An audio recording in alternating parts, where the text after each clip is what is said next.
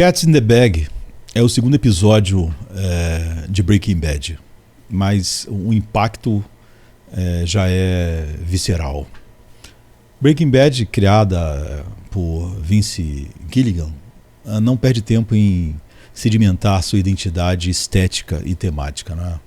Se o piloto, né, o primeiro episódio, foi a porta de entrada para um mundo ambíguo onde o bem e o mal se confundem, né?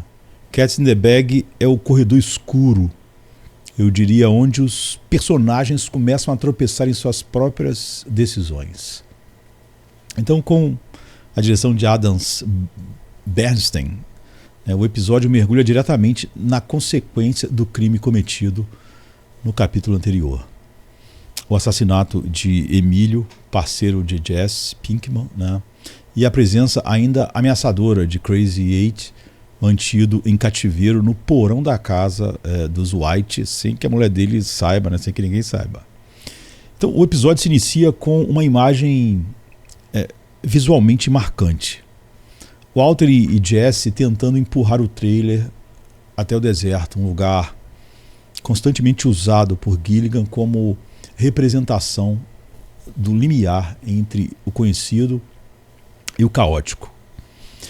É um contraste silencioso, quase irônico, né? A vastidão do deserto e a pequenez de dois homens desajeitados tentando esconder um corpo.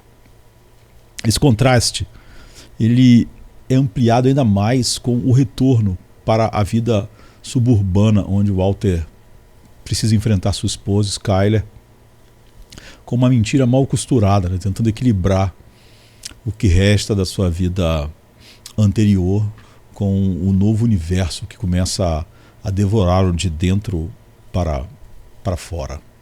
A fotografia de Michael Sloves, ainda que mais discreta agora, nos primeiros episódios, já aponta para o padrão, eu diria, estético, que será característico da série toda.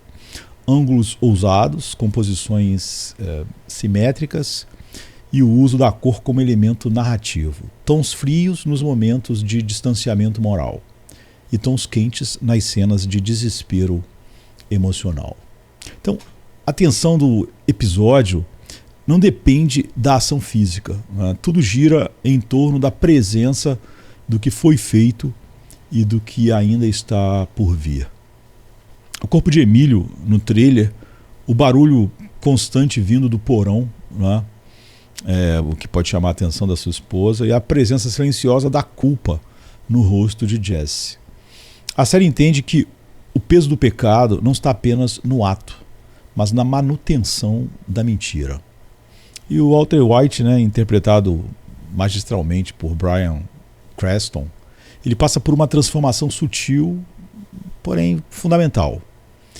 Aquele que ainda hesitava no primeiro episódio agora começa a se permitir racionalizações mais ousadas. Estamos fazendo isso por nossa família, ele poderia dizer. E eventualmente ele dirá, não é? Mas no fundo, o episódio revela que algo mais profundo está sendo agitado: o orgulho. A humilhação que sofreu como professor, o câncer, o fracasso como provedor, tudo começa a se condensar em uma necessidade de controle que encontrará expressão total no Heisenberg, que ainda está por nascer. Já o Jesse Pinkman, né, que é Aaron Paul, ele continua a funcionar como uma espécie de espelho quebrado da consciência de Walter. Desorganizado, impulsivo e visivelmente afetado pelo que aconteceu, o Jesse representa o lado humano do crime, o medo, a culpa, o desespero. Seu conflito com o Walter sobre como lidar com o corpo de Emílio não é apenas logístico, né? É ético. Jesse não consegue simplesmente aceitar a nova realidade. Então ele tenta, mas seus surtos e reações mostram que seu coração ainda não está anestesiado, como o do Walter. E nessa tensão entre os dois, que o episódio nessa tensão entre o Walter e o Jesse que o episódio 2 ganha a sua força. O professor que se torna frio e técnico diante da morte, e o delinquente que se revela emocionalmente instável diante do mesmo cenário. A Skyler, que é a Ann Gunn, por sua vez, tem pouco tempo de tela, não é? Mas já estabelece sua função dramática central, a de detetive involuntária. Sua desconfiança em relação ao comportamento de Walter dá início a uma cadeia de investigações que serão fundamentais para os arcos futuros da série. Então, a forma como ela rastreia os sinais, o site visitado, o nome Pinkman, o telefone suspeito, mostra que o enredo doméstico não será um alívio cômico ou apenas um pano de fundo. Ele será o campo de batalha onde as mentiras de Walter terão que enfrentar a realidade. E o roteiro de Vince Gilligan e Peter Gould, mantém um ritmo tenso e contido, onde cada diálogo carrega o peso da tensão. Não há cenas desnecessárias, tudo contribui para aprofundar o dilema moral em que os personagens estão mergulhados. E ainda assim há espaço para momentos de humor negro, como a escolha desastrosa de Jesse em dissolver o corpo em uma banheira, que servem tanto como alívio quanto como amplificação do horror. É esse equilíbrio entre o grotesco e o dramático que torna Breaking Bad uma obra tão singular, né? Então, tecnicamente, Cats in the Bag é uma aula de direção contida, roteiro preciso e construção atmosférica. Mas seu verdadeiro impacto está na progressão moral dos personagens. O que começou como uma decisão desesperada para conseguir dinheiro para o tratamento de câncer e, se tudo desse errado, deixar um bom dinheiro para a família, para o filho que é deficiente e a esposa que está grávida. Então, o que começou como uma decisão desesperada para conseguir dinheiro para o tratamento de câncer já começa a se mostrar algo muito mais profundo e muito mais sombrio. O episódio é a primeira curva em uma estrada longa e, como veremos ao longo de outras vezes, essa curva revela não apenas o caminho que os personagens trilharão, mas a natureza do coração humano quando exposto à liberdade de fazer o que é certo aos seus próprios olhos. Né? Então, há o que eu chamaria de reação ao irreversível. O Silêncio do Deserto não é apenas geográfico, é existencial. A abertura do episódio nos coloca em um momento imediatamente posterior ao crime. Emílio está morto e Crazy Eight ainda está vivo, mas não por muito tempo. E Walter White e Jesse Pinkman estão diante da primeira consequência concreta de sua decisão. O catalisador químico que transformou seus corpos em cúmplices os tornou protagonistas de uma trama onde as decisões não são mais simples bifurcações morais. Agora, toda escolha é feita dentro da espiral do dano. Essa espiral se revela já nos primeiros gestos. A atenção está em cada detalhe, está nos detalhes. O Jesse ele tenta acender um cigarro com as mãos trêmulas. Você vê as mãos dele tremendo. O Walter observa o corpo com a frieza de quem tenta se convencer de que tudo pode ser contido e resolvido. É uma falsa contenção. A presença do cadáver no trailer é um lembrete constante de que não há mais retorno. A química de Walter, antes instrumento de explicação do mundo na sala de aula, agora será instrumento de sua negação. Ele não quer entender o que aconteceu. Ele quer eliminar o rastro do que aconteceu. E esse desejo de ocultar o mal é antigo. Eu diria que é tão antigo como Éden. Após o assassinato, por exemplo, de Abel, Caim não nega o ato. Ele tenta contornar a acusação. Sou eu o guarda do meu irmão, Gênesis 4:9. A estratégia de fuga moral é sempre a mesma. Deslocar a atenção da culpa, empurrá-la para a urgência do momento e fazer da sobrevivência uma justificativa suficiente. E o Walter White, nesse momento, não pensa como um assassino, nem como um marido, nem como um químico. Ele pensa como um homem que está tentando manter o controle. É esse impulso, não a necessidade, não o desespero, mas o orgulho, que o leva a sugerir a separação das tarefas. Jesse cuidará do corpo de Emílio e ele vai se encarregar de Crazy Eight, que ainda está vivo, mas que está sob agora o poder deles, né? Então essa decisão revela mais do que uma divisão prática, né? Mostra a emergência de uma mentalidade funcional quase empresarial sobre a criminalidade. Walter começa a olhar para os dilemas morais como equações. Emílio já está morto, portanto, o problema não é mais ético, é apenas logístico.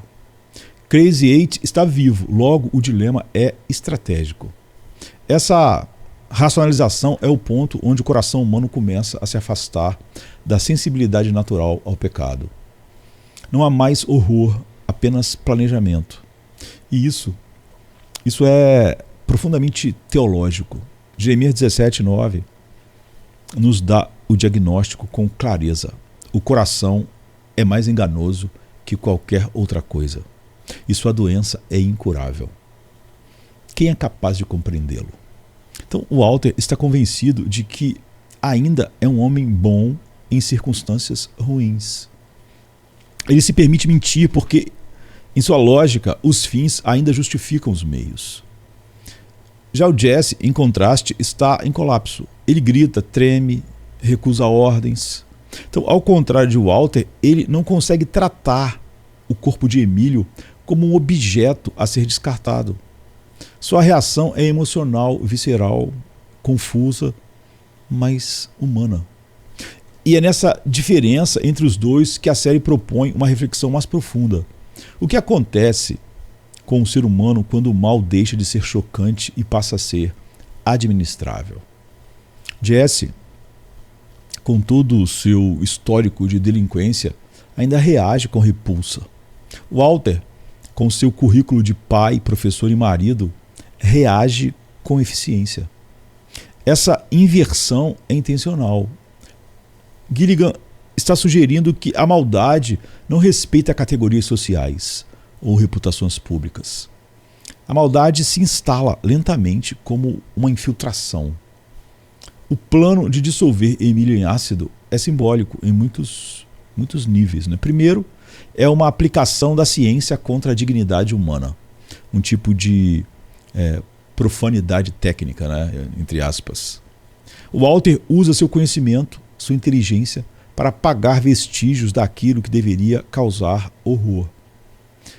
É o mesmo conhecimento que, em sala de aula, formava mentes e oferecia compreensão da matéria, agora é aplicado para corromper a matéria até que nada reste. A dissolução não é só química, é moral. O que se tenta apagar não é apenas o corpo, mas a culpa. Isso, como veremos, é impossível. Né? Enquanto isso, o Jesse enfrenta a brutalidade do processo com inabilidade e desespero. Sua tentativa de usar a banheira como recipiente para o ácido resulta em uma cena grotesca. O teto desaba com o peso do corpo em decomposição na banheira e expondo não apenas os restos de Emílio, mas a incapacidade de Jesse de lidar com o que ele fez.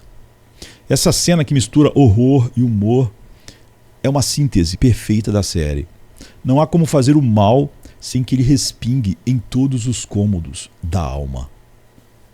E o Walter, por outro lado, encara Crazy Eight como um problema que pode ser resolvido com calma e que ele precisa resolver.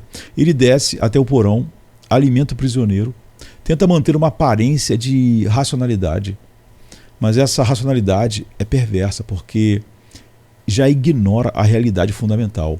Ele está mantendo um homem em cativeiro, com plena consciência de que poderá matá-lo. Esse tipo de frieza não nasce da necessidade, nasce da prática, não é? O coração humano, quando não confrontado pela graça de Deus, não apenas tolera o mal, ele aperfeiçoa o mal. Como a gente viu, Romanos 1,28 descreve esse processo com precisão assustadora. Além do mais, visto que desprezaram o conhecimento de Deus, ele os entregou a uma disposição mental reprovável para praticarem o que não deviam. O que vemos em Walter é exatamente essa disposição mental reprovável de uma maneira mais clara. Não é? A Bíblia diz que isso acontece com todo mundo.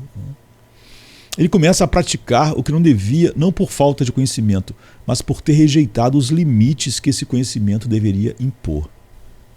A moralidade, sem temor a Deus, se torna uma equação a ser manipulada.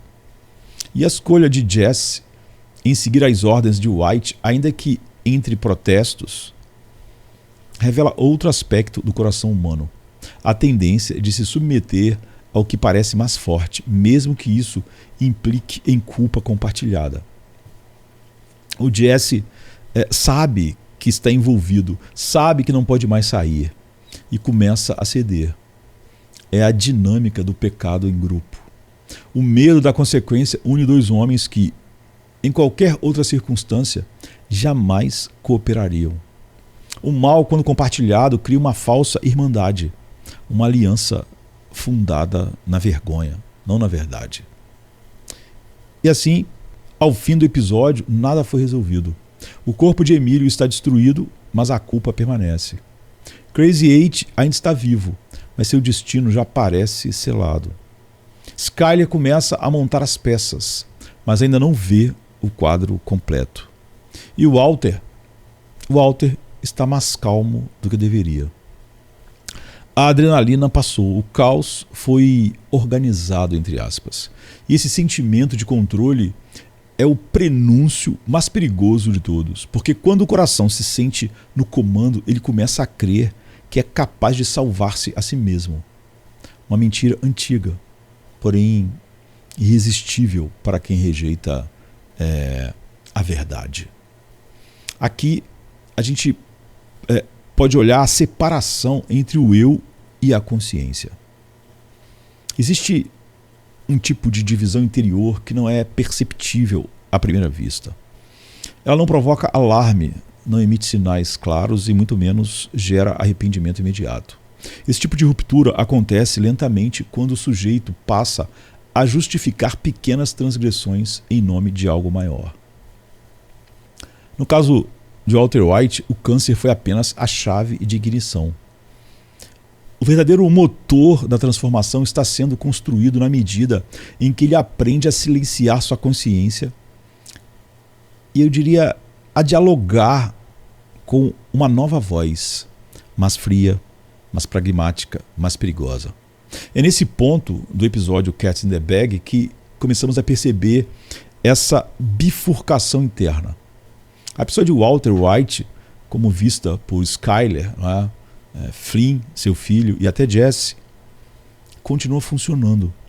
Ele vai para casa, toma banho, tenta dar explicações, finge normalidade, mas a consciência que antes censurava e pesava agora está sendo contornada. Ele não a elimina, ele a negocia. Essa negociação da consciência é visível na cena em que, por exemplo, Skyler pergunta onde ele esteve. White hesita, depois oferece uma versão incompleta da verdade. Ele estava mal, precisava de tempo e foi dar uma volta. A mentira é suave, quase justificável, mas já não é um tropeço, é um passo calculado. O que estamos vendo aqui não é mais o desespero de alguém acuado, é a racionalização como ferramenta de autopreservação. Na teologia, na palavra de Deus, isso se encaixa perfeitamente na categoria da insensibilidade moral progressiva, um conceito que Paulo descreve em Efésios 4, 18 e 19. Eles estão obscurecidos no entendimento e separados da vida de Deus por causa da ignorância em que estão devido ao endurecimento dos seus corações. Tendo perdido toda a sensibilidade, entregaram-se à depravação, cometendo com avidez toda espécie de impureza, imoralidade, etc. O Walter ainda não chegou ao estágio final dessa entrega, mas já perdeu algo crucial, a sensibilidade. Ele ainda reconhece que o que está fazendo é errado, mas não sente mais que é inaceitável. O que antes geraria pavor agora provoca análise. A consciência não foi removida, mas reduzida ao papel de apenas observadora. É como se o Walter estivesse criando um compartimento interno onde pode fazer o que quiser sem ser moralmente perturbado por isso. Essa divisão interna é o que permite o surgimento de uma figura como Heisenberg, embora o nome ainda não tenha sido mencionado até aqui na série. O espírito dessa persona já está sendo formado. Heisenberg não é apenas um pseudônimo, é um projeto identitário. É a identidade que o Walter começa a vestir para que possa existir dentro do seu novo universo sem colapsar emocionalmente. E esse tipo de disfarce é profundamente espiritual. O coração do homem, segundo Jeremias 17:9, é enganoso e incurável. Essa enganação não é sempre externa, muitas vezes é dirigida a si mesmo. O Walter se engana. Ele acredita que está fazendo tudo por sua família. Ele diz isso para si mesmo e começa a agir como se isso fosse verdade. Mas cada atitude revela que a motivação é mais complexa. Orgulho ferido, desejo de poder, vaidade intelectual, domínio sobre a vida e a morte. A mentira que o Walter conta a Skyler é apenas uma extensão da mentira que ele conta para si mesmo. Essa capacidade de auto-engano moral é uma das realidades mais perigosas do pecado. Em Romanos 1, 21 e 22, Paulo diz: porque tendo conhecido a Deus, não o glorificaram como Deus, nem lhe renderam graças. Mas os seus pensamentos tornaram-se fúteis e os seus corações insensatos se obscureceram. Dizendo-se sábios, tornaram-se loucos. O Walter é o retrato desse tolo autossuficiente. Ele se recusa a se ver como um homem em ruína moral. Pelo contrário, ele acredita estar assumindo o controle da sua vida. Essa inversão de percepção, onde o mal é visto como força e a mentira como solução, é a semente da tragédia. E ela cresce silenciosamente, regada pelas circunstâncias e protegida pela ilusão de nobreza. Outro momento que ilustra essa separação entre o eu e a consciência ocorre na conversa com Jesse, quando eles discutem quem deve lidar com Crazy Eight. Jesse está claramente abalado e Walter assume o comando com naturalidade. Ele não apenas aceita que alguém precisa morrer, ele começa a calcular a melhor forma de fazê-lo. Não há uma pausa para oração, nem para uma noite mal dormida, nem mesmo um olhar de arrependimento. Há foco. Walter está se adaptando à escuridão. Esse tipo de adaptação é um tema recorrente nas Escrituras. O livro de Provérbios alerta a nós, Há caminho que parece certo ao homem, mas no final conduz à morte. É Provérbios 14, 12, se eu não me engano. Então, a racionalização de Walter é esse caminho.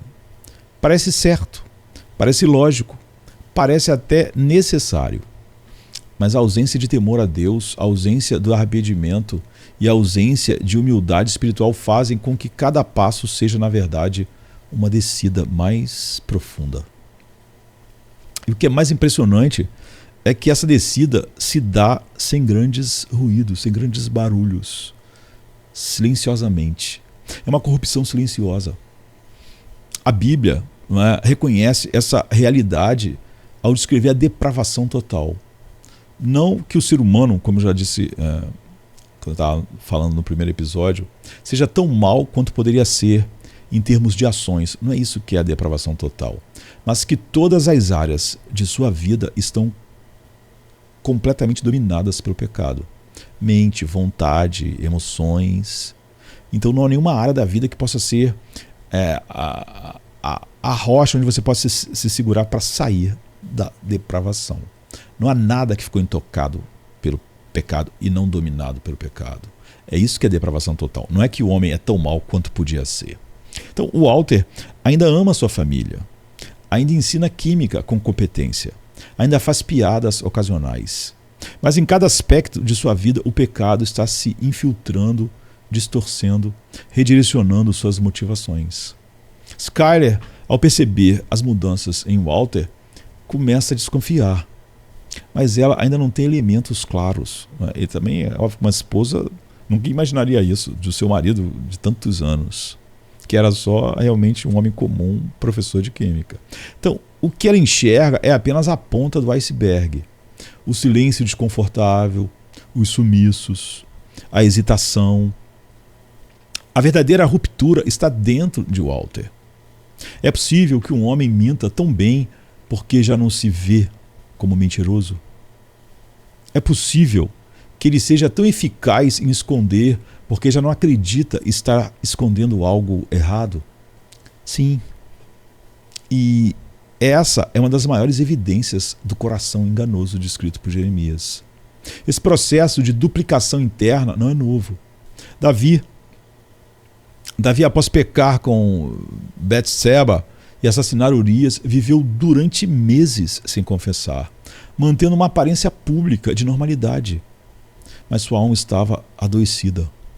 No Salmo 32, a partir do 3, ele diz: enquanto escondi os meus pecados, o meu corpo definhava de tanto gemer. Pois dia e noite a tua mão pesava sobre mim, minhas forças foram se esgotando como em tempo de seca. Então a diferença, por enquanto, é que o Walter ainda não sente essa mão pesando sobre ele. Seu corpo não definha, ele se fortalece. Seu olhar não baixa, ele se firma. E esse é o perigo mais letal. Quando o pecado se disfarça de solução e a consciência é silenciada pela eficiência do plano, é isso que acontece. O episódio termina com Walter mantendo sua face pública intacta. Ele volta para casa, ele tenta manter a rotina, mas o espectador, o espectador sabe que algo profundo já mudou. O homem que cozinhou metanfetamina no deserto agora está pronto para matar uma pessoa que ele está mantendo escondida no seu porão. A descida está em curso e não há quem possa pará-lo, a não ser aquele que conhece o coração e o pesa com justiça, agindo soberanamente. Agora, quando a gente olha para o Jesse Pinkman, a gente pode dizer que ele é o reflexo moral do desespero. Porque em meio à ascensão calculada de Walter White em Breaking Bad, nos apresenta um contraponto humano, o Jesse, vulnerável, quase infantil.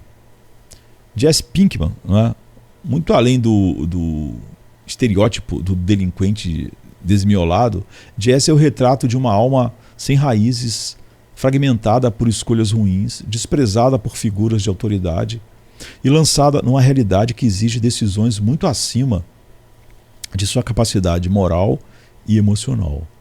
Então, nesse episódio, Cats in the Bag, Jesse não é apenas um ajudante, ele é o espelho no qual Walter se recusa a se ver. A tensão entre os dois começa a se delinear em... que palavra eu podia usar? Em camadas, em várias camadas. Walter, com sua postura fria e racional, parece liderar os acontecimentos. Já o Jesse, por outro lado, entra em colapso sob o peso do que eles fizeram. A câmera não esconde o pânico que atravessa o seu rosto. Ele não sabe lidar com o corpo morto no trailer. A simples ideia de desaparecer com Emílio já o deixa em pânico. Seu desespero se expressa em gritos, em explosões de raiva, em reações exageradas, mas todas elas são sintomáticas de alguém que ainda sente. Enquanto Walter começa a construir uma couraça para proteger seu novo eu, Jesse ainda vive em frangalhos emocionais. Sua casa bagunçada, seu comportamento errático, suas tentativas de fuga, tudo aponta para um homem que não consegue sustentar o peso do pecado. Ele não tem o verniz intelectual de Walter, nem a justificativa nobre de estar salvando uma família. Jesse apenas caiu de cabeça em algo que não entende e está se afogando lentamente. Então, essa diferença entre os dois é fundamental para, eu diria, a teologia do episódio. Né? Walter representa a corrupção refinada, calculada. Jesse é a corrupção nua, bruta, que ainda dói. Ele é o homem sem desculpas, que não consegue dormir à noite, que tenta se entorpecer com maconha para calar a própria consciência, com maconha e com outras drogas. O pecado ainda ecoa em sua alma. E é exatamente por isso que Jesse é, nesse momento, o personagem mais espiritualmente vivo, entre aspas, da trama. O Salmo 32, escrito por Davi, descreve de forma notável a experiência do peso da culpa. Não é?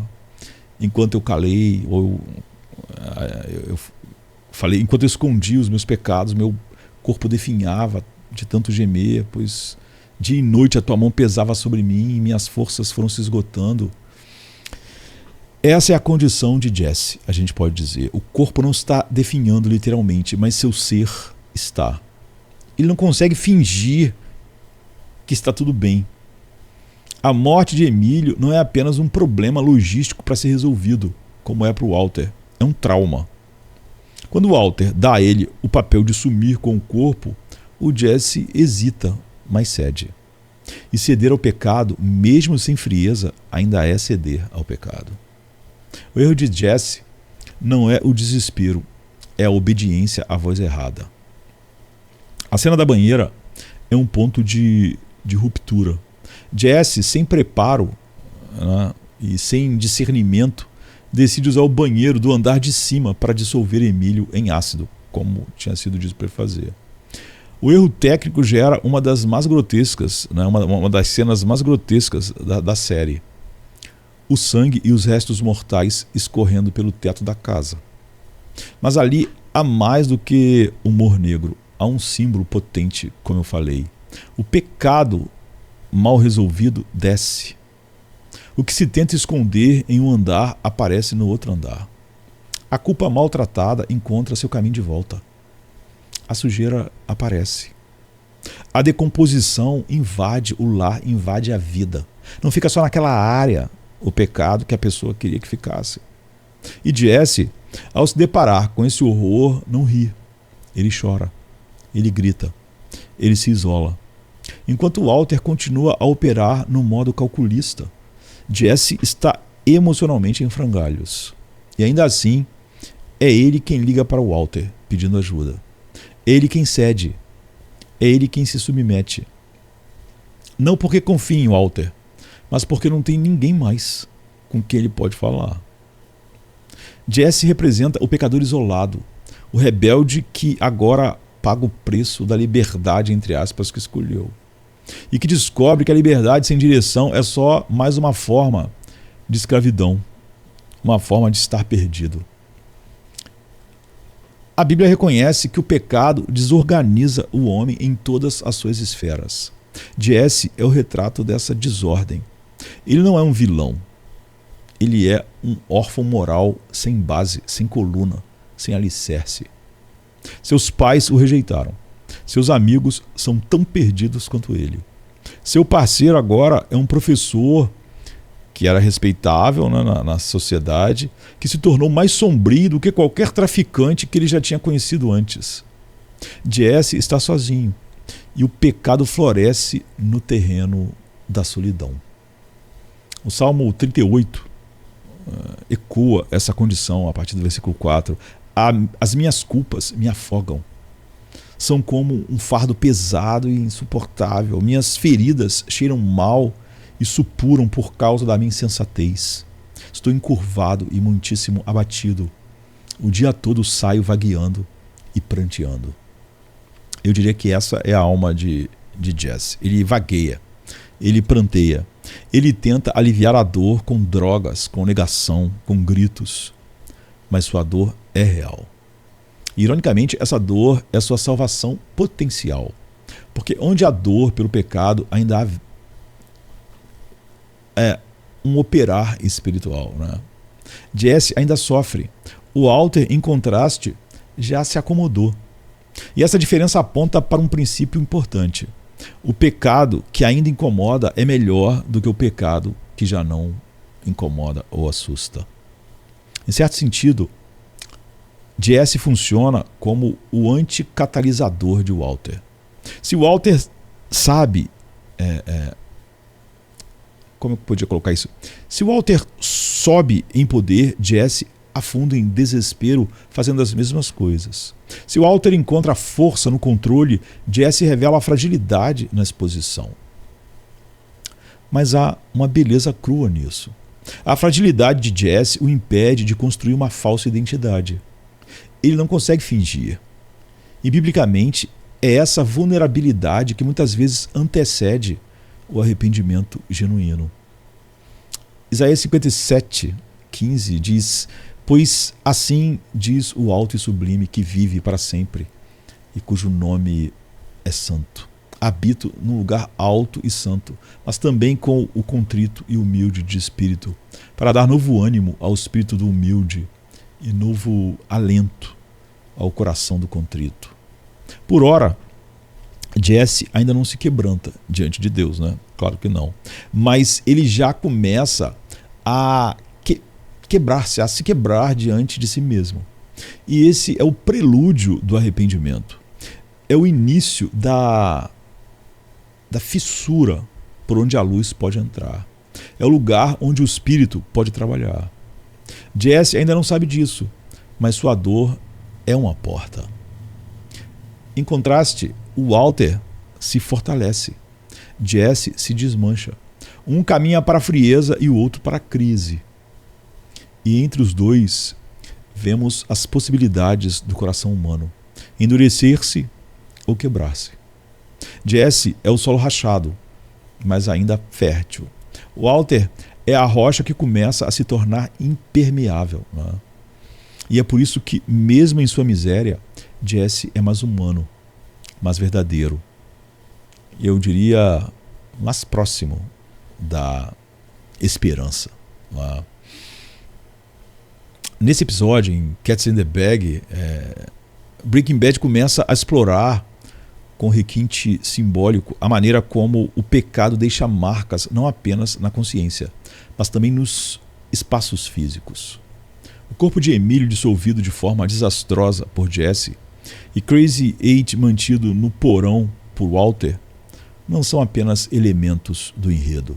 São representações tangíveis do que acontece com o ser humano quando a culpa não é tratada, mas armazenada ou, de alguma maneira, silenciada apenas.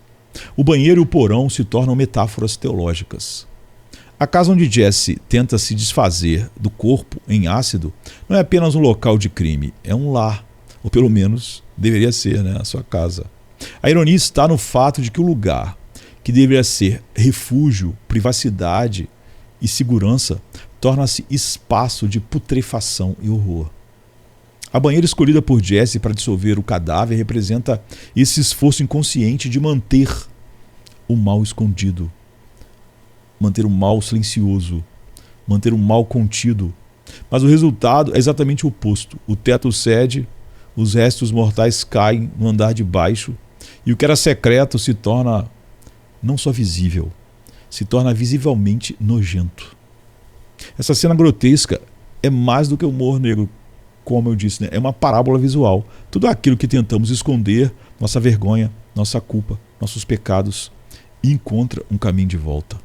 Não importa o quão profundos tentemos enterrar ou quão químico seja o processo de negação, como um ácido, né? A podridão retorna. E isso está diretamente ligado a Lucas 8,17, pois não há nada oculto que não venha a ser revelado, e nada escondido que não venha a ser conhecido e trazido à luz. Então o pecado, como o corpo de Emílio, é corrosivo. Ele não permanece estático. Ele vaza. Ele desestrutura o ambiente. Ele causa colapsos. O erro de Jesse foi técnico, sim, mas foi sobretudo espiritual. Ele quis esconder algo terrível usando os recursos errados. Essa tentativa humana de cobrir o pecado por meios próprios é antiga. Desde Adão e Eva tentando costurar folhas de figueira para esconder sua nudez, em Gênesis 3, o homem tenta soluções superficiais para problemas profundos. Está aí o humanismo secular para provar isso, né? Mas o pecado não se dissolve em ácido. Ele exige sangue. E não qualquer sangue, mas um sangue santo. O sangue de Cristo. Paralelamente, Walter mantém Crazy 8 no porão. A escolha desse local é carregada de significado. O porão é o espaço mais baixo, mais escuro, mais afastado da vida cotidiana. É o subconsciente da casa. E é ali que o Walter coloca aquele que sabe demais, aquele que representa o perigo de exposição, aquele que desafia sua narrativa de controle. Crazy 8 se torna o prisioneiro do segredo e o Walter, o seu carcereiro. A tensão entre os dois é quase teológica, né? Um homem preso entre a vida e a morte e outro decidindo se vai ou não cruzar a linha irreversível do assassinato premeditado. Mas o mais perturbador é a calma com que o Walter organiza a situação. Ele alimenta Crazy 8, ele conversa com ele tenta convencê-lo de que tudo será resolvido racionalmente. Mas por trás de cada gesto está a mesma lógica do pecado. Domínio antes que ele te exponha. Como Davi com Urias. Então a relação entre o Walter e Crazy 8 se torna um jogo de espelhos. Crazy 8, mesmo acorrentado, é o único capaz de confrontar o Walter verbalmente. Ele fala, provoca, tenta negociar. Sua presença lembra o Walter de que o que aconteceu no deserto não está morto, está vivo, faminto, consciente. E o Walter, ao mesmo tempo em que o mantém trancado, tenta humanizá-lo como se isso reduzisse sua culpa. É a velha estratégia de redefinir o mal para suportá-lo melhor. Sabe? Um monte de nomes que a gente dá, nomes bonitos a pecados. Mas não há redenção sem confissão. E o Walter não está pronto para confessar nada. Nem a Crazy 8, nem a Skyler, nem a si mesmo. Ele prefere administrar, controlar. Dividir o problema em partes como uma equação de química, no que ele é tão bom. O problema é que essa gestão do mal não o liberta. Ela o prende ainda mais profundamente. O porão não é apenas o cativeiro de Crazy 8. É a prisão da própria alma de Walter. Essa tentativa de guardar o mal em compartimentos controlados é descrita por Paulo em 2 Timóteo 3,5, quando fala de homens que têm aparência de piedade, mas negam o seu poder. Walter ainda mantém a aparência de pai de família, professor, marido preocupado. Mas essa fachada é sustentada às custas de um segredo enterrado, literalmente no porão, debaixo da casa. E como aprendemos com a própria Escritura, o que está escondido sob nossos pés eventualmente contamina tudo ao redor. E essa contaminação é ilustrada não apenas visualmente, mas também pela mudança no comportamento de Walter. Ele se torna mais meticuloso, mais duro, mais distante. A manutenção do pecado exige energia, estratégia, silêncio. Isso tem um custo. O peso de manter um homem trancado é mais do que físico, é existencial, é uma opressão invisível. E o Walter, embora não demonstre em palavras, começa a viver sob essa opressão. Sua alma está sendo comprimida pelo fardo do pecado não tratado. Em Provérbios 28,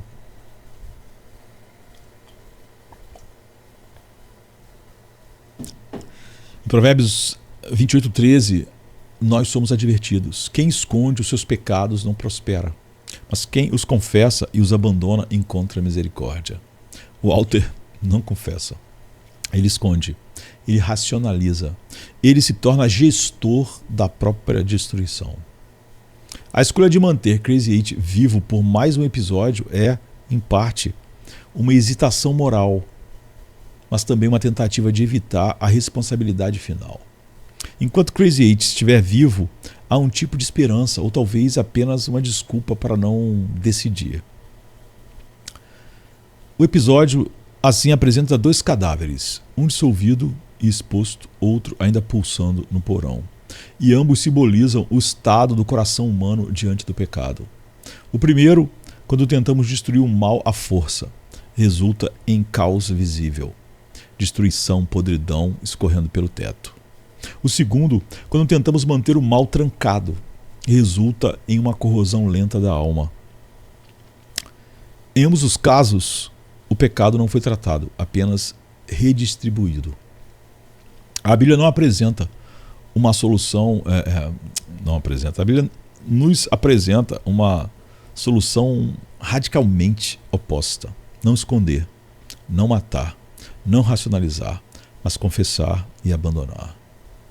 O Salmo 51, a oração de Davi após seu pecado com Betseba, nos mostra o caminho para isso, né? Cria em mim, ó Deus, um coração puro e renova dentro de mim um espírito inabalável, estável, né? O verso 10. Walter não faz essa oração. Jesse talvez esteja começando a caminhar nessa direção por meio de seu colapso emocional. Mas o Walter ainda está convencido de que pode resolver as coisas com compostos químicos e controle emocional. E a série deixa claro que essa ilusão só o levará mais fundo. O banheiro e o porão, 2 espaços profanos, corrompidos por escolhas morais desastrosas, se tornam, portanto, santuários invertidos. Ali não há redenção, não há arrependimento, não há confissão. Há apenas gerenciamento de culpa, gerenciamento do pecado. E como sabemos, tentar gerenciar o pecado é o caminho mais curto para ser dominado pelo pecado. Eu diria que a Skyler é a busca pela verdade que a gente começa a ver nesse episódio. No universo sombrio e masculino de Breaking Bad, a Skyler White surge como uma figura muitas vezes mal interpretada. Para alguns espectadores, ela é vista como um obstáculo, uma vigilante inconveniente atrapalhando o Walter, né? Mas sob a ótica da narrativa e principalmente sob a perspectiva teológica, Skyler representa algo muito mais significativo: a presença incômoda da verdade em um ambiente construído sobre mentiras.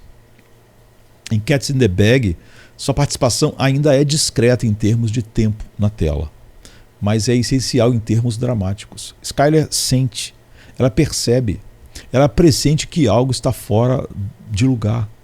A ausência de Walter, sua frieza ao retornar, os silêncios, a evasividade, não é? Tudo grita que há um problema maior escondido sob a superfície. E ela não se contenta em ignorar. O episódio, esse segundo, mostra Skyler em modo investigativo, fazendo o que qualquer cônjuge faria diante de uma mudança abrupta, né, do outro cônjuge. Ela começa a buscar, e essa busca começa com a tecnologia, né, o histórico do navegador, da internet, os nomes digitados, os registros do telefone. Mas essa busca é mais do que um movimento lógico, é instintiva, quase espiritual. Skyler não sabe o que está procurando, mas sabe que precisa continuar. A Bíblia descreve a sabedoria como algo que clama nas ruas, Provérbios 1:20. Algo está disponível, mas que precisa ser desejado e perseguido. Skyler se torna, nesse ponto, a encarnação dessa busca pela sabedoria. Ela representa a figura que intui o colapso antes que ele aconteça. Sua insistência, muitas vezes confundida com teimosia ou paranoia, é na verdade discernimento. Ela é até agora a única personagem que enxerga que o que está diante dela não é normal.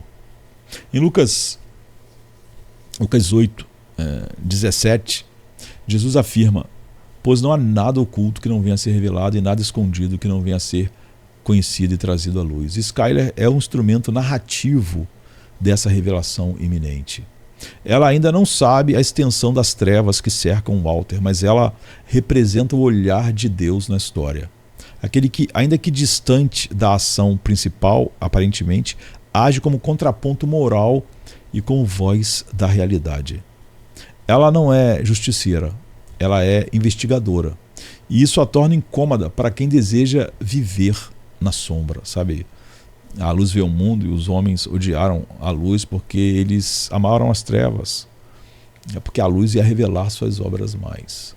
Então Skyler não confronta o Walter diretamente nesse episódio, mas prepara o terreno. Seu comportamento revela que ela está acumulando dados, ligando pontos, formando perguntas. E a tensão entre ela e o Walter cresce, não em brigas, mas em olhares, silêncios e hesitações. O lar dos White, né, já não é um espaço de transparência, é uma casa dividida. Essa divisão reflete o que Tiago descreve na sua carta. Não pode a fonte jorrar do mesmo lugar água doce e água amarga, né? Tiago 3,11. O lar que antes jorrava a vida familiar agora começa a escorrer mentiras, sabe? Então não é uma fonte, agora está fluindo coisas opostas. Skyler sente o gosto amargo. Ela representa o senso de integridade que ainda resiste mesmo diante da manipulação emocional de Walter.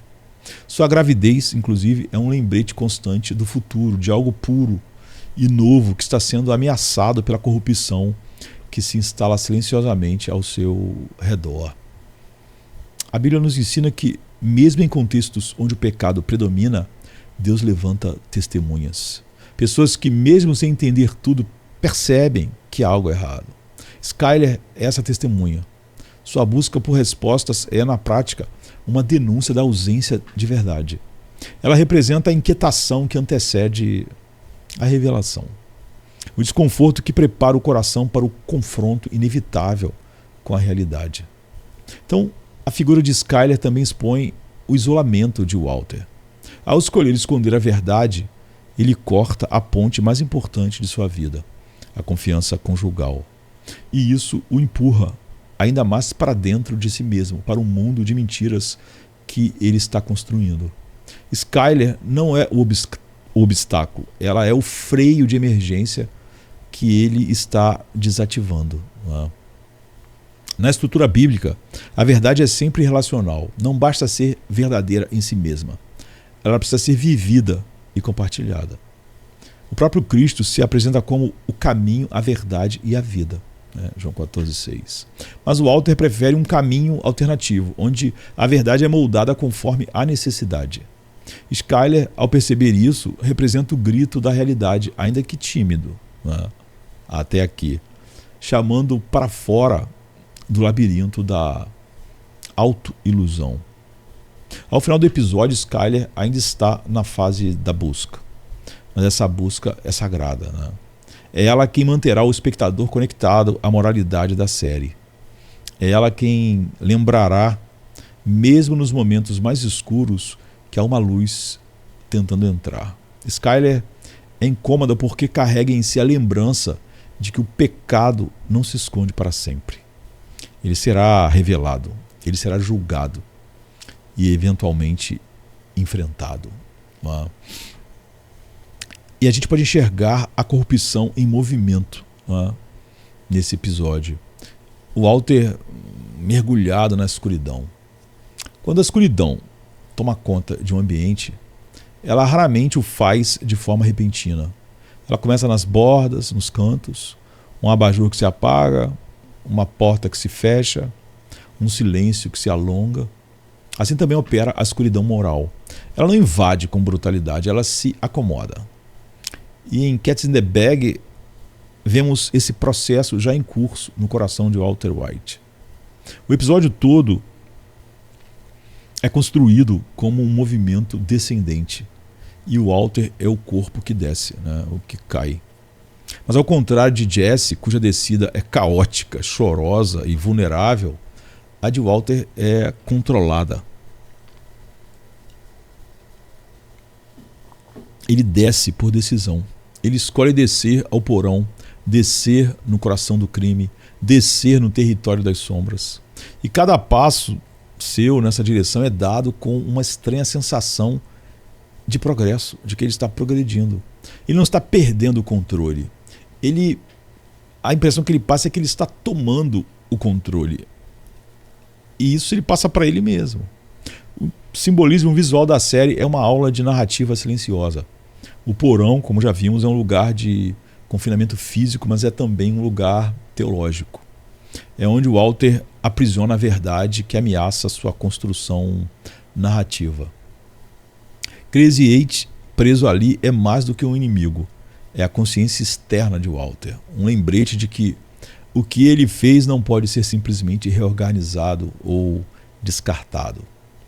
Mas Walter tenta, como o homem tenta, né? Ele organiza o espaço, alimenta a Crazy Eight, anota ideias, faz listas. O homem que antes ensinava química com paixão, agora aplica sua lógica científica à morte, à ocultação, à eliminação. E isso o revela mais do que qualquer outro momento, né? Porque o homem não é neutro diante da verdade. Ele ou ama ou a rejeita. Ele a confessa, a verdade, né? Ou a enterra. Em Efésios 4, Paulo descreve isso, como a gente viu. Eles estão obscurecidos no entendimento e separados da vida de Deus por causa da ignorância em que estão devido ao endurecimento dos seus corações. Tendo perdido toda a sensibilidade, entregaram-se à depravação, cometendo com avidez toda espécie de impureza. Essa avidez não é apenas sexual ou violenta, é a compulsão por controle absoluto da narrativa pessoal.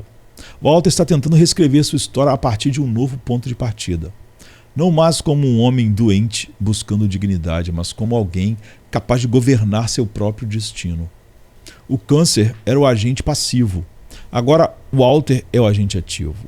A transição está completa, né? E isso é o que torna tudo tão perigoso. A corrupção não o assusta mais. Ela o empodera. A escuridão já não cega, ela o acolhe. Ele começa a agir com a frieza de quem aprendeu que a moralidade pode ser dobrada desde que haja silêncio suficiente em volta. Ele não precisa mais justificar seus atos, apenas executá-los com eficácia. O pecado nesse ponto já não é um acidente, é um projeto, né? Um projeto de vida. Essa é uma realidade que ecoa Gênesis 6:5, na narrativa anterior ao dilúvio.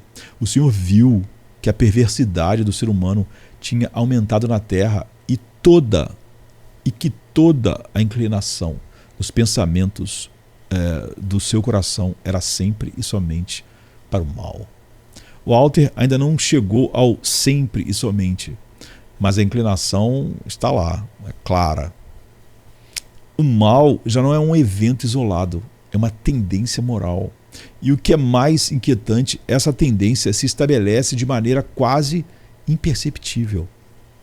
E isso é um perigo para todos nós. Não há grandes gritos, nem confissões dramáticas. Há passos pequenos, silenciosos, certeiros. A noite se torna o cenário recorrente. A escuridão, a penumbra, o silêncio, tudo aponta para o isolamento espiritual de Walter. Ele não fala com Deus, ele não questiona moralmente seus atos, ele apenas segue. E essa ausência de conflito interior é um sinal claro de que algo morreu. Não o corpo de Emílio, não ainda o de Crazy Eight, mas a consciência de Walter. Tá? E no Salmo 36, a partir do verso 1, é captado esse estágio com exatidão. No íntimo do coração do ímpio fala a transgressão. Não há temor de Deus diante dos seus olhos. Ele se acha tão importante que não percebe nem rejeita o seu pecado. Walter não teme. Ele se acha importante. Ele acredita que tem boas razões e por isso não percebe o quão fundo ele já desceu. Não é?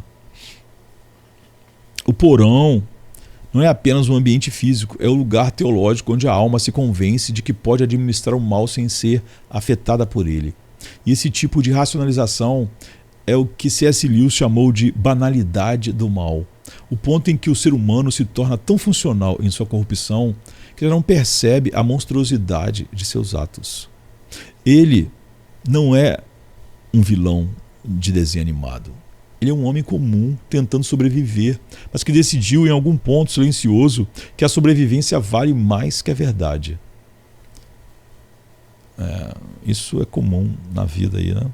Então, Walter, nesse episódio, revela sua nova habilidade, a de viver na sombra. Ele aprende a mentir com naturalidade, a manipular com precisão e a esconder com elegância. E isso é o que torna tudo pior, não é? E mais perigoso. Não porque seja impulsivo, mas porque se tornou disciplinado em seu pecado. O pecado deixou de ser um acidente e virou uma metodologia. Em Apocalipse 3, verso 17, Cristo confronta a igreja de Laodiceia com as palavras: você diz, estou rico, adquiri riqueza e não preciso de nada. Não conhece, porém, que é miserável, digno de compaixão, pobre, cego e que está nu. Você vê, é uma igreja. Essa é a fotografia exata de Walter. Ele crê estar no controle. Ele se sente forte. Ele acredita que sua nova versão de si mesmo é superior à anterior. Mas aos olhos de Deus e aos olhos do espectador, né, os nossos olhos atento, ele está se tornando cada vez mais miserável, mais cego, mas nu. A escuridão que o cerca não é apenas estética, é uma escuridão da alma, né? Ironicamente, ele caminha nela com mais confiança do que jamais teve na luz. Né? E você então vê nisso tudo a anatomia da queda e o clamor por graça. Cats in the Bag não é apenas um segundo episódio bem escrito. É uma aula de narrativa moral, uma radiografia da alma humana diante da tentação de assumir o controle absoluto da própria vida. Em Walter White, vemos mais do que um personagem trágico. Vemos o reflexo de uma teologia fundamental das Escrituras, né? O poder destrutivo da autojustificação e a progressiva anestesia moral do coração não regenerado. Cada decisão que o Walter toma nesse episódio é uma peça num mosaico maior, o da apostasia interior. Ele não renuncia explicitamente aos princípios éticos. Ele apenas os ignora, um de cada vez. Não há grandes declarações de rebelião, há apenas silêncios, omissões e racionalizações. E é justamente nesse ponto que a Bíblia se mostra mais verdadeira, mais clara, melhor dizendo, do que nunca. O pecado não entra pela porta da frente. Ele se infiltra pelas rachaduras do orgulho. O orgulho, aliás, é o elemento invisível que conecta todas as ações de Walter. É o orgulho ferido de um homem brilhante que se vê à sombra de ex-alunos mais ricos, de um cunhado debochado, de uma esposa preocupada. É o orgulho de quem sente que não foi reconhecido, não foi valorizado, não foi recompensado como merecia. E a partir desse ressentimento nasce um monstro. Essa progressão é idêntica à descrita em Romanos 1, né? Quando Paulo, como a gente já viu, mostra que a ira de Deus se revela contra os que suprimem a verdade pela injustiça. E que essa supressão se manifesta em estágios. Primeiro vem a troca da glória de Deus por imagens humanas, no verso 23. Depois a entrega aos desejos pecaminosos, verso 24. Depois a depravação do entendimento, verso 28. E por fim, a prática deliberada do mal com prazer, verso 32. Walter ainda está na transição entre o segundo e o terceiro estágio aqui nesse episódio. Mas o caminho já está definido. E não está só, né? Jesse, como vimos, percorre outra jornada. Sua trajetória não é mais nobre em ações, mas é mais honesta em dor. Ele sofre, ele se culpa, ele não consegue lidar com o que fez. Seu colapso emocional, embora imaturo, é um indício de vida. A consciência ainda fala, o coração ainda geme. E biblicamente isso é um bom sinal. Como a gente mencionou o Salmo 91, o Salmo 51, né? A confissão de Davi, após seus pecados com Betseba e Urias, oferece uma chave poderosa para interpretar essa diferença. Davi, depois de meses encobrindo seu pecado, finalmente diz: cria em mim um coração puro, ó Deus, e renova dentro de mim um espírito inabalável. Walter ainda não é capaz dessa oração. Jesse talvez estivesse se aproximando, porque reconhecer a necessidade de um novo coração é o primeiro passo para a verdadeira redenção. Enquanto Walter tenta remodelar a vida sem Deus, Jesse sente que não consegue mais viver consigo mesmo. É um estado de desespero, mas também de oportunidade. A figura da Skyler, né, por sua vez, ela permanece como sentinela da verdade. Ela não é ainda a redentora, mas é a testemunha. E a Bíblia sempre dá grande valor ao papel da testemunha. Aqueles que percebem, que denunciam, que questionam, mesmo quando não são ouvidos, são muitas vezes instrumentos da misericórdia de Deus. Skyler ainda está longe da compreensão total, mas seu desconforto é profético. Ela é o prenúncio da revelação futura. Nesse episódio, então, temos um corpo em decomposição, um homem em cativeiro, um delinquente em colapso e um marido mentindo com serenidade. A podridão, o aprisionamento, o desespero e o auto-engano, todos reunidos em uma única narrativa. E todos encontram eco nas páginas das Escrituras. Mas talvez o eco mais potente esteja nas palavras de Apocalipse, né?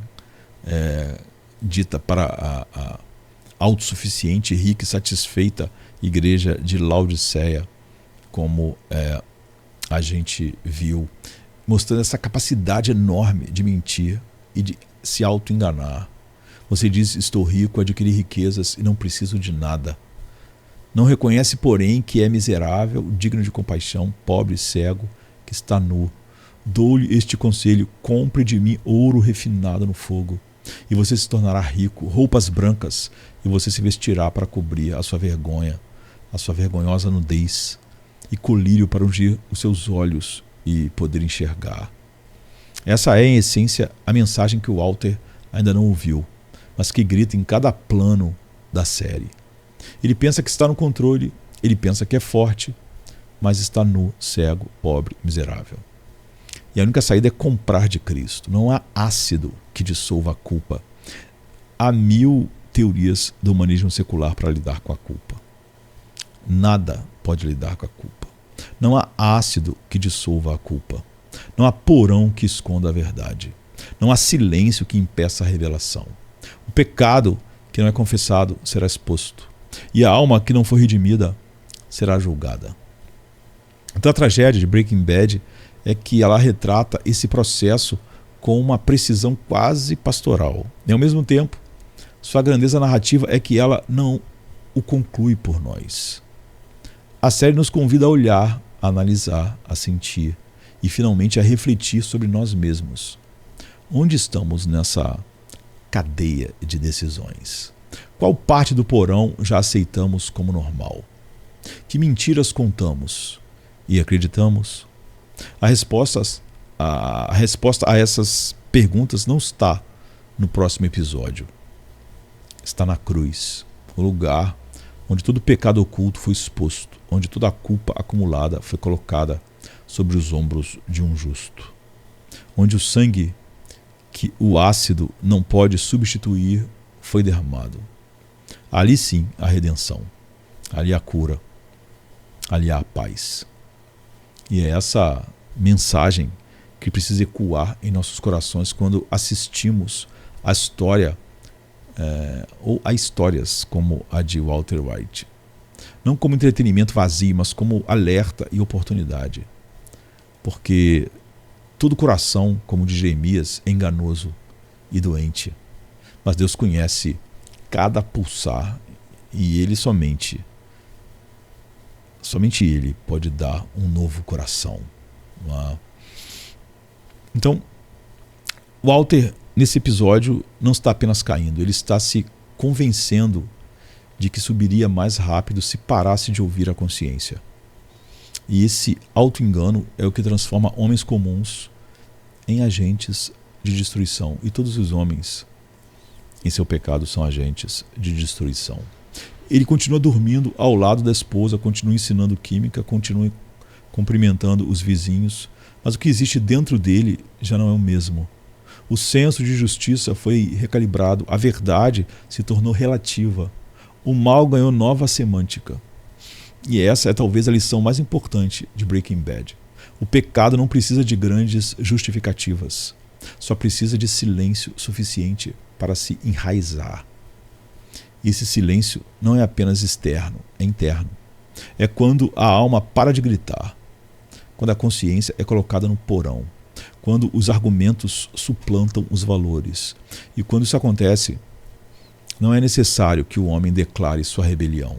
Ele simplesmente vive como se Deus não existisse.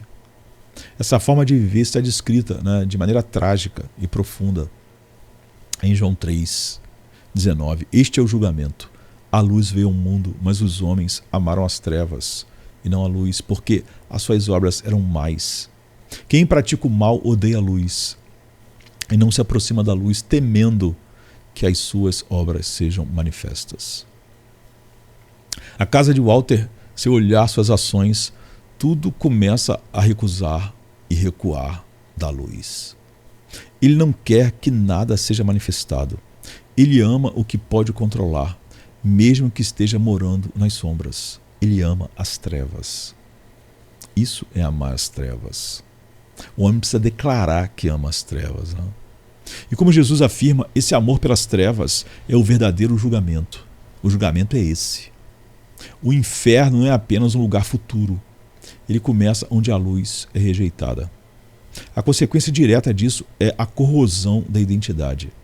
O Walter ainda responde por esse nome, mas seu eu interior já começou a se dissolver. Aquele homem antes hesitante e frágil agora começa a descobrir prazer no poder, na manipulação, na astúcia. E mesmo que o nome Heisenberg ainda não tenha sido pronunciado, Heisenberg já nasceu como ideia, como persona, como destino. Então o apóstolo Paulo descreve essa divisão interior com precisão em Romanos 7, a partir do 15, quando ele fala da luta entre querer o bem e praticar o mal. Mas há uma diferença. Paulo reconhece seu estado miserável e clama: quem me libertará do corpo desta morte? No versículo 24. Walter, por sua vez, não reconhece mais a miséria. E onde não há clamor, não há esperança.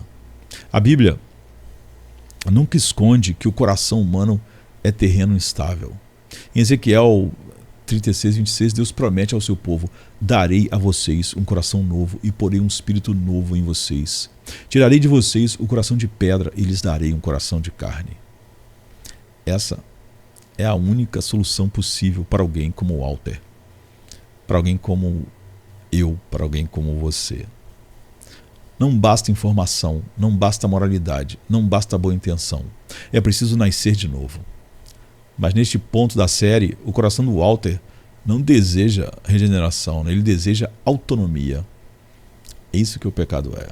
E a autonomia sem Deus é sempre caminho de destruição. Por isso todo o cenário do episódio, os corpos, o porão, a mentira, o silêncio, não é apenas uma cadeia de eventos. É um grande espelho da alma humana fora da graça de Deus. Cada personagem representa uma reação possível ao pecado. Jesse treme e geme, Skyler investiga e resiste, Walter organiza e afunda, e todos, à sua maneira, estão presos em um ciclo que só pode ser quebrado por uma intervenção divina. Essa verdade é reforçada em Hebreus 4:13, que diz: nada em toda a criação está oculto aos olhos de Deus. Tudo está descoberto e exposto diante dos olhos daquele a quem havemos de prestar contas. O Walter pode esconder a verdade de Skyler, de Hank, de Jesse, de todos, mas não de Deus. E essa realidade, ignorada por ele, mas proclamada por toda a Escritura, é a única esperança de que um dia haja redenção. Não porque o homem a procure, mas porque Deus o encontra no meio do seu caminho soberanamente. Ao final de Cats in the Bag, Walter desce as escadas para o porão. Mas na verdade ele desce para dentro de si mesmo. A casa se torna um mapa espiritual. O banheiro destruído pela tentativa de Jesse mostra que o pecado encoberto vaza. O porão onde Crazy Eight está preso mostra que o pecado escondido aprisiona. E a escada que o Walter desce, passo a passo, mostra que o pecado aceito leva para baixo. Sempre para baixo. E assim termina o segundo episódio. Sem fechamento, sem limpeza, sem libertação. Tudo o que temos é uma promessa sombria de continuidade. E ainda assim, a Bíblia insiste que, mesmo em histórias como essa, a última palavra não precisa ser a queda, pode ser a graça. Mas isso só acontecerá se o silêncio da alma for rompido por um grito de arrependimento, se o porão for iluminado, se a mentira for confessada e se o controle for entregue. Se a vida de Walter White continuar no caminho em que começou, ele não apenas quebrará a lei, ele quebrará a si mesmo. Mas se em algum momento ouvir a voz de Deus no meio do deserto, ainda poderá descobrir o que significa ser verdadeiramente livre. Porque, como escreveu João, né, se pois o Filho os libertar, vocês de fato serão livres. Excelente. Né? Agora chegamos ao fim. Né? E foi uma boa jornada nesse segundo episódio. Breaking Bad, mesmo sem pretensão religiosa explícita, é uma das obras de ficção mais, eu diria, teologicamente provocativas já produzidas. Sua proposta ao contar a história da degradação de um homem comum expõe com brutal clareza aquilo que a Bíblia afirma desde Gênesis. O problema do ser humano não está fora dele, não está na sociedade, no ambiente, está dentro. E a solução, portanto, não pode vir de dentro, precisa vir de cima. Walter White não é um personagem excepcional, ele é, na verdade, comum demais. Essa é sua força narrativa e também sua acusação teológica a todo mundo. Ele não mata por prazer, não trafica por vaidade, não mente por jogo, ele apenas escorrega um passo de cada vez numa descida construída com justificativas, racionalizações. E cada um desses passos é reconhecível. É possível se identificar com ele. É possível dizer, talvez eu faria o mesmo. E é justamente aí que a Bíblia se pronuncia com mais urgência. Porque a palavra de Deus não romantiza a natureza humana. Ela a denuncia. Ela afirma que o homem separado da graça de Deus está espiritualmente morto. Efésios 2:1. Que seus pensamentos são maus desde a juventude, desde a infância. Gênesis 8:21. E que não há um justo sequer. Romanos 3:10. A história de Walter White apenas ilustra em câmera lenta aquilo que o texto bíblico declara com contundência. O que vemos em Breaking Bad é o que os reformadores chamavam de depravação total, né?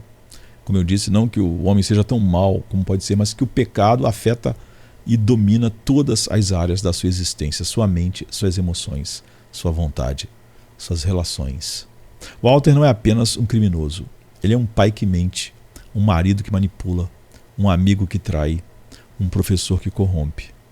O mal se espalha, o mal domina tudo. Ele não pode mais controlá-lo. E o que começou como uma exceção se torna rotina. Esse é o ciclo do pecado. Ele começa pequeno, promissor, até mesmo necessário. Mas sem arrependimento ele se torna Senhor. E como Jesus diz em João 8:34, todo aquele que vive pecando é escravo do pecado. Walter é a amostra disso, né? Walter se torna esse escravo, mas um escravo que pensa estar no controle e pensa que é livre. E essa é a rotina mais cruel. Ele acredita que finalmente está livre para viver do seu jeito, mas na verdade está sendo conduzido por cadeias invisíveis.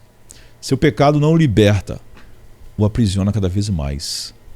A Bíblia, no entanto, não termina na depravação. Ela reconhece o abismo, mas aponta para a ponte. Ela afirma que o coração do homem é enganoso mais do que todas as coisas, mas proclama que Deus soberanamente pode trocar esse coração. Então, em Ezequiel 36:26, né, darei a vocês um coração novo e porei um espírito novo em vocês. Tirarei de vocês o coração de pedra e lhes darei um coração de carne. Porei o meu espírito em vocês e os levarei a agir segundo os meus decretos e a obedecer fielmente a minha palavra. Essa é a promessa da restauração. Deus não apenas perdoa, Ele transforma. Ele reverte a trajetória da queda. Ele intercepta o caminho do autodestrutivo e o redireciona. E Ele faz isso não por mérito humano, mas por pura graça soberana. Não há nada em Walter White que o torne merecedor de redenção. Mas é justamente isso que torna o Evangelho tão escandaloso. Ele oferece perdão a quem merece juízo. Se o Walter representa o homem corrompido, a cruz de Cristo representa a única resposta eficaz. Porque na cruz o pecado não é minimizado. Ele é levado às últimas consequências. Ele é punido com ira infinita. Ele é julgado, mas não sobre o pecador, sobre o substituto. Como Paulo diz em 2 Coríntios 5:21, né? Deus tornou pecado por nós aquele que não tinha pecado, para que nele nos tornássemos justiça de Deus. A série não oferece essa resposta diretamente, mas ela aponta para a necessidade dela. Ela grita por um redentor, ela clama por uma intervenção. Ela mostra o vazio de todas as soluções humanas.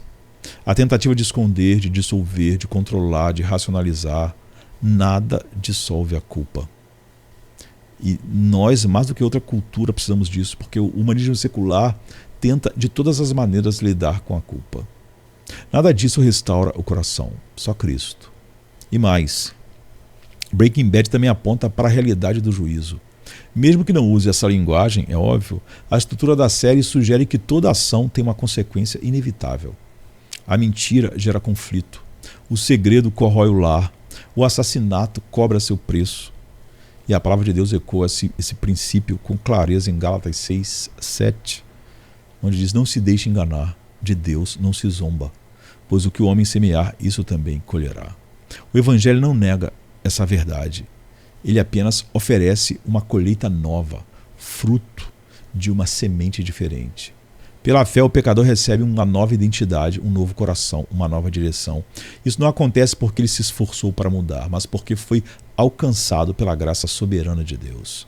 Se Breaking Bad é a história de como um homem se quebra, o Evangelho é a história de como Deus restaura o quebrado.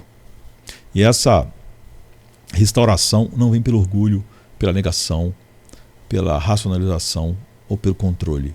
Ela vem pelo arrependimento, pela confissão, pela fé em Jesus Cristo, o único que pode reverter a espiral da corrupção. E talvez, para o espectador atento, essa seja a mensagem mais profunda do episódio 2, o Cats in the Bag. Né? Que o pecado é real, que a culpa é inescapável, que a justiça é certa, mas que há esperança. E essa esperança tem um nome, Jesus Cristo. Amém, querido. Amém. Antes do tempo respirar o seu primeiro som, antes da luz pintar o céu com esplendor, já estavas entronizado, Cristo, Cordeiro e Leão, traçando o curso da história com amor. Teu sussurro ergue montes, acalma o mar. Cada estação te obedece sem hesitar. E mesmo o caos ao teu chamado se curva, pois nada escapa da tua mão que tudo ajusta.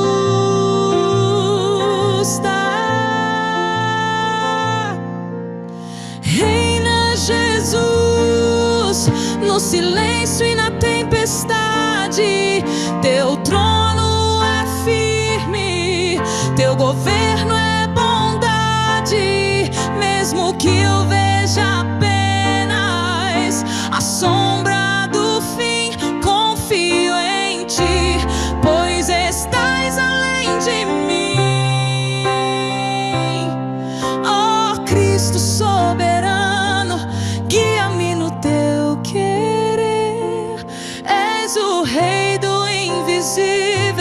digno de todo poder.